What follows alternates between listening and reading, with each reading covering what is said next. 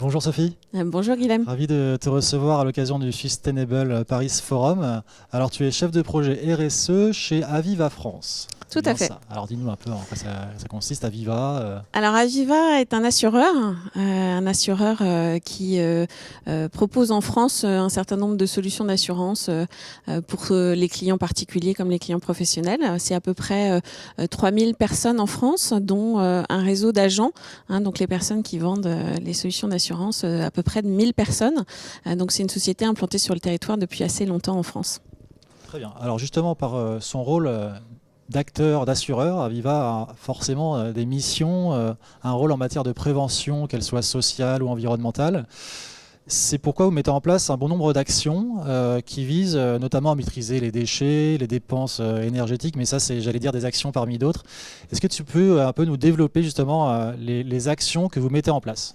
Alors c'est vrai qu'un assureur par nature, j'allais dire, un assureur est habitué à calculer, maîtriser ou en tout cas proposer à ses clients de s'occuper du risque, qui soit un risque pour les particuliers en matière d'assurance dommage, comme on en a tous l'habitude, les assurances habitation, voiture, etc. Mais aussi des assurances qui sont plus adaptés aux professionnels. Et c'est vrai qu'historiquement, Aviva, qui n'est pas un gros acteur en France, c'est la filiale d'un groupe anglais qui, lui, est assez majeur dans les pays anglophones, mais en France, on est un petit assureur, entre guillemets. Pour autant, on propose des solutions vraiment très complètes à l'ensemble de nos clients et qui vont aussi bien donc des assurances pour les particuliers aux professionnels. Et ça nous permet de les accompagner au quotidien sur les enjeux, les défis, mais aussi, comme tu viens de le dire, sur les enjeux actuels en matière de prévention, que ce soit de la prévention sociale ou environnementale. Et ça nous permet aussi de raccrocher ce qu'on fait avec nos clients, notre business, avec les valeurs, l'engagement sociétal d'Aviva au jour le jour. La prévention, c'est évidemment des actions très concrètes sur comment on prévient un sinistre, qui soit un incendie, une catastrophe naturelle. Au niveau social ou sociétal, c'est accompagner les clients au travers des solutions comme des mutuelles ou de l'assurance vie et de l'épargne.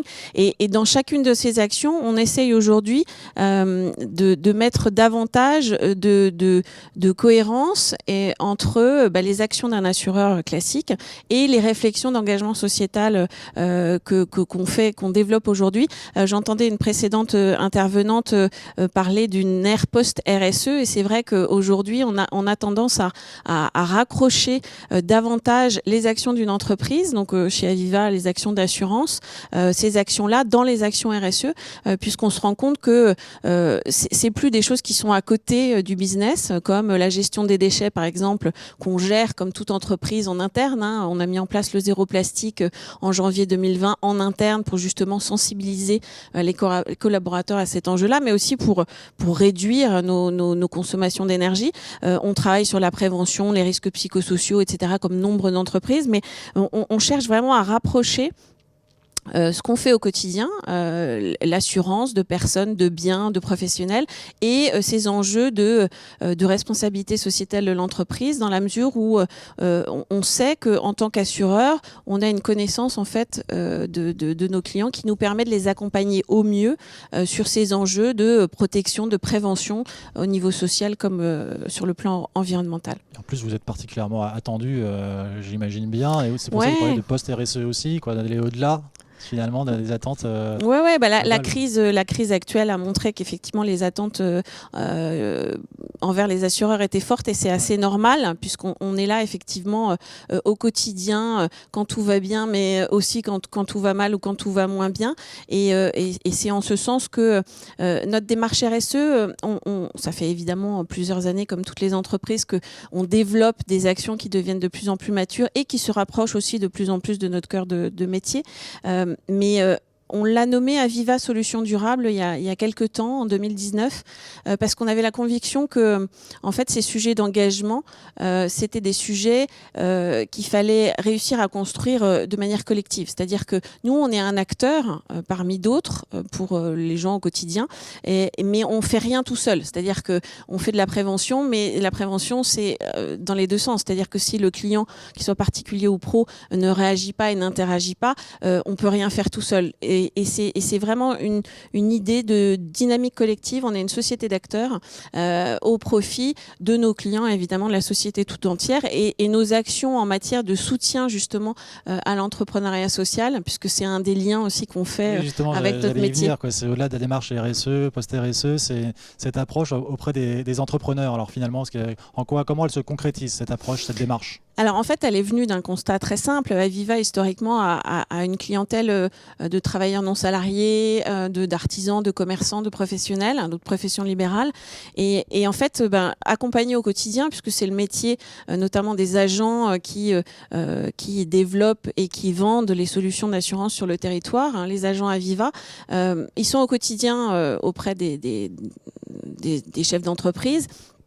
Et ils sont donc très bien placés pour savoir de quoi ils ont besoin. Et c'est dans cet état d'esprit-là, en fait, que en 2016, il y a un premier concours, la Fabrique Aviva, qui a été créé pour justement financer le développement, le démarrage de projets à impact, de projets de l'économie sociale et solidaire. Et puis ça s'est développé comme ça au fil de l'eau par des actions, plus de financement direct. La Fabrique Aviva, c'est vraiment 1 million d'euros chaque année de mécénat. Mais on a aussi des fonds d'impact investing qu'on gère avec des acteurs, des pros du secteur comme INCO. Et en fait, par cette démarche-là, on a voulu compléter notre soutien aux entrepreneurs qui ont un impact positif sur la société en disant, voilà, on peut vous accompagner avec des solutions d'assurance, on peut aussi vous financer au travers de nos actions d'investisseurs institutionnels, puisque pour proposer des solutions d'épargne et d'assurance vie, on investit dans des entreprises. Et puis, petit à petit, on construit des relations avec ces entreprises-là et on apprend à se connaître et à créer de nouvelles structures qui permettent d'aller plus loin dans l'accompagnement au quotidien des entrepreneurs. Donc, c'est par exemple la participation à un réseau de couveuses de commerce à Lorient, en Bretagne. Et tout ça, ça se fait sur les territoires avec nos agents qui, encore une fois, font un maillage du territoire qui est très important puisque entre la société de service, Aviva, le siège, et puis évidemment les clients finaux, il y a ce réseau d'agents, d'apporteurs, comme on dit plus ou moins joliment, qui est très efficace sur le terrain. Ça donne un mode un peu start-up aussi, quoi. Ça donne un mode un peu start-up. En tout cas, on essaie de s'inspirer.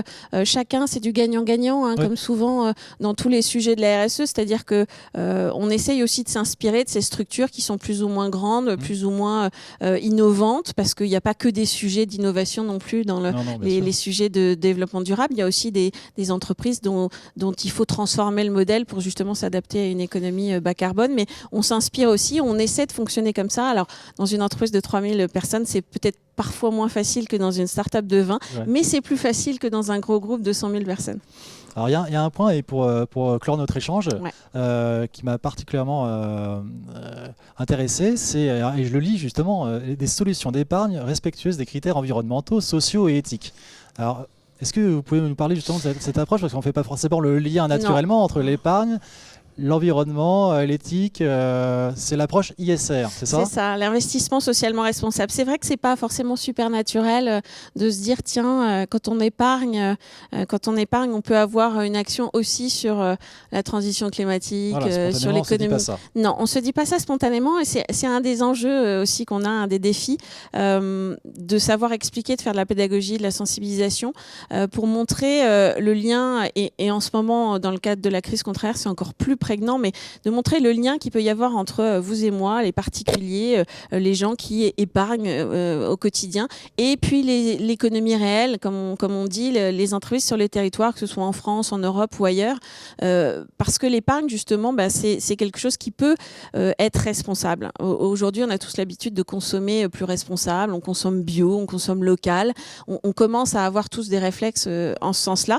Et dans la consommation d'assurance vie, d'épargne de retraite, on peut aussi faire la même chose. On peut dire, voilà, moi j'aimerais demander où va son argent, à quoi sert l'argent, parce que l'argent qu'on investit sur un livret de développement durable ou sur une assurance vie, elle sert à financer en général des entreprises, des entreprises de l'économie réelle. Et on peut demander où va cet argent, et on peut aussi flécher des supports financiers qui s'investissent sur des énergies renouvelables, sur des entreprises qui ont lancé la transformation de leur modèle économique. On peut on peut avoir une action au travers de son argent. Quand le ministre de l'économie incite les entreprises de la finance durable, de la finance, les investisseurs institutionnels à aller dans le sens justement d'une économie plus durable, c'est pas que entre guillemets les banques, les assurances, les grands financiers, c'est aussi ceux qui prêtent, qui donnent leur argent à la base, et ces gens-là, c'est vous, c'est moi, c'est tous les épargnants en France. D'accord. Alors il y a un autre moyen que la consommation, c'est aussi l'épargne.